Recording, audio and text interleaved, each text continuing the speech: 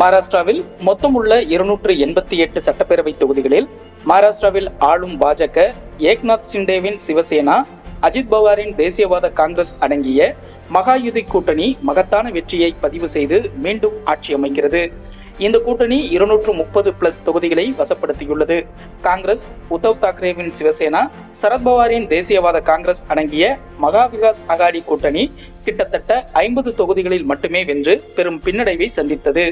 ஜார்க்கண்டில் ஆளும் ஜார்க்கண்ட் முக்தி மோர்ச்சா, காங்கிரஸ் உள்ளடக்கிய இந்தியா கூட்டணிக்கும் பாஜக தலைமையிலான தேசிய ஜனநாயக கூட்டணிக்கும் இடையே நேரடி போட்டி நிலவியது.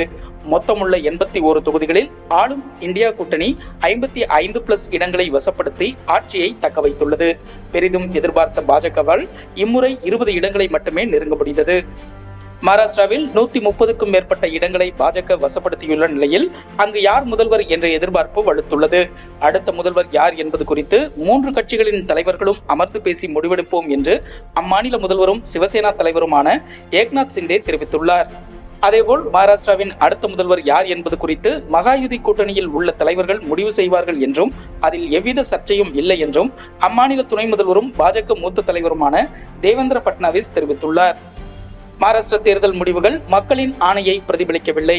இதில் ஏதோ பெரிய சதி இருக்கிறது என்று உத்தவ் தாக்கரேவின் சிவசேனா எம்பி சஞ்சய் ராவத் தெரிவித்துள்ளார். மேலும், எங்கள் தொகுதிகளில் சிலவற்றை திருடிவிட்டார்கள். இது பொதுமக்களின் முடிவாக இருக்க முடியாது.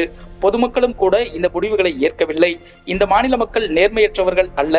மகாராஷ்டிர மக்கள் மீது எங்களுக்கு நம்பிக்கை உள்ளது என்று ஆவேசமாக அவர் கூறினார். ஜார்க்கண்ட் தேர்தல் வெற்றி குறித்து முதல்வர் ஹேமந்த் சோரன் கூறும்போது, நான் தேர்தலில் வெற்றி பெறக்கூடாது என்பதற்காக என் மீது பொய் வழக்கு, ஊழல் வழக்குகளை தொடர்ந்து என்னை செயல்பட விடாமல் தடுத்தனர். ஆனால் இன்று உண்மைக்கு வெற்றி கிடைத்துள்ளது. நாங்கள் கொண்டு வந்த மக்கள் நலத்திட்டங்களால் எங்களுக்கு வெற்றி கிடைத்துள்ளது. ஜார்க்கண்ட் மாநிலத்தில் வங்கதேச மக்களை ஊடுருவச் செய்கிறோம் என்ற பொய்யான பல கதைகளை பாஜக தலைவர்கள் கூறினர். பழங்குடியின மக்களின் வாக்குகளை சிதறடிக்க இதுதான் சரியான வழி என்று நினைத்தார்கள். ஆனால் அவர்கள் எண்ணம் நிறைவேறவில்லை. இந்த தேர்தலில் அதிக அளவுக்கு அழுத்தம் இருந்தது. அது எவ்வளவு என்று சொன்னால் சொல்ல முடியாது. இது தொடர்பாக நான் பேசினால் உள்ளுக்குள் ரத்தம் பெருக்கெடுத்து ஓடும். அது மிகவும் கடினம். ஆனால் இது போன்ற கடினமான தேர்தலை மீண்டும் சந்திக்க முடியாது என்று மட்டும் என்னால் நிச்சயம் கூற முடியும் என்று ஹேமந்த் சோரன் கூறினார். நாட்டில் பல்வேறு மாநிலங்களில் நடந்த சட்டப்பேரவை இடைத்தேர்தல் முடிவுகளில் அந்தந்த ஆளுங்கட்சிகள் ஆதிக்கம் செலுத்தியுள்ளன. மேற்கு வங்கத்தில் 6 சட்டப்பேரவை தொகுதிகளில் ஆளும் திரிணாமுல் காங்கிரசும், கர்நாடகாவில் 3 தொகுதிகளில் காங்கிரஸ் கட்சியும் வெற்றி பெற்றுள்ளன.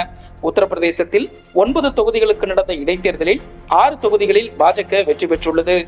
மகாராஷ்டிர பேரவை தேர்தலில் சரத்பவார் தலைமையிலான தேசியவாத காங்கிரஸ் கட்சி மிக மோசமான தோல்வியை சந்தித்துள்ளது. கடந்த 2019இல் 54 இடங்களில் வென்ற சரத்பவார் கட்சி தற்போது 12 இடங்களை மட்டுமே கைப்பற்றியுள்ளது. இது மகாராஷ்டிரா அரசியலில் சரத்பவாருக்கு மிகப்பெரிய அடியாக பார்க்கப்படுகிறது. தேசியவாத காங்கிரஸ் கட்சியை உடைத்து பெரும்பாலான தலைவர்கள், எம்எல்ஏக்களை அஜித் பவார் கைப்பற்றியுள்ளதால் இந்த நிலை சரத்பவாருக்கு ஏற்பட்டுள்ளது. மகாராஷ்டிராவில் மேற்கொள்ளப்பட்ட வளர்ச்சிப் பணிகள் மற்றும் சிறந்த நிர்வாகத்தால் சட்டப்பேரவை தேர்தலில் தேசிய ஜனநாயக கூட்டணிக்கு அமோக வெற்றி கிடைத்துள்ளது என பிரதமர் மோடி கூறியுள்ளார்.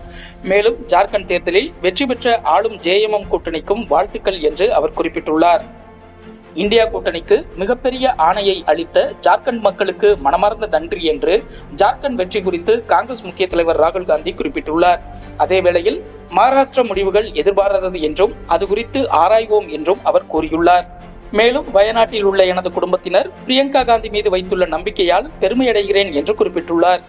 கடந்த மக்களவைத் தேர்தலில் காங்கிரஸ் மூத்த தலைவர் ராகுல் காந்தி கேரளாவின் வயநாடு, உத்தரப்பிரதேசத்தின் ரேபரேலி ஆகிய 2 தொகுதிகளில் போட்டியிட்டு வென்றார். வயநாடு தொகுதியில் அவர் 3.64 லட்சம் வாக்குகள் பெற்றிருந்தார்.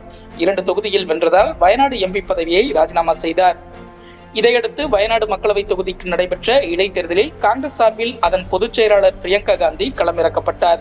இங்கு பிரியங்கா காந்தி 6,22,338 வாக்குகள் பெற்று வெற்றி பெற்றுள்ளார்.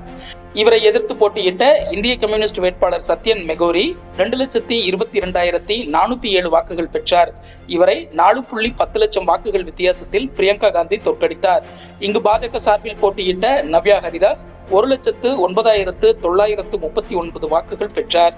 வயநாடு தொகுதியில் 2024 மக்களவைத் தேர்தலில் போட்டியிட்ட ராகுல் காந்தி 3,64,422 வாக்குகள் வித்தியாசத்தில் வெற்றி பெற்றிருந்தார்.